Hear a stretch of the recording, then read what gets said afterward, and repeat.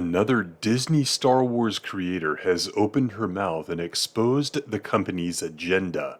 Let's take a look at this short clip of Sharmeen Obaid-Chinoy talking to CNN.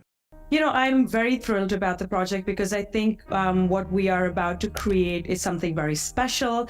And we're in 2024 now. And I think it's about time that we had a woman come forward to shape the story in a galaxy far, far away. A lot of people are pointing out that many women for decades have shaped Star Wars stories. One could even point out that in the Disney era, women such as Bryce Dallas Howard, or a woman and person of color, she's also the first woman and the first person of color to direct a Star Wars film, Deborah Chow, have directed live-action Star Wars, the latter notably directing Star Wars luminaries Ewan McGregor and Hayden Christensen. But we won't go there. You must not go. We will, however, point out that this is another example of someone not liking real Star Wars for what it was, being hired to create something under the name of Star Wars. Tony Gilroy told the Andor team to put aside their Star Wars reverence. The Acolyte is being preemptively praised for a record-breaking number of diverse Jedi,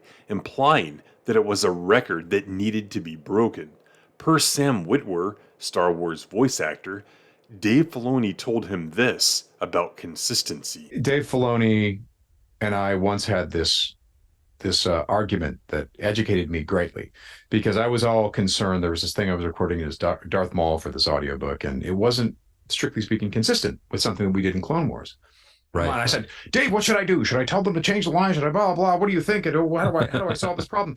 And, and he was working on, I don't know, Mandalorian at the time, or he's bringing Luke Skywalker to the screen. And he just said, Sam, it's good if the stories are different. But what do you mean? It has to be consistent. He's like, no, it doesn't. No, it doesn't. These are all tall tales.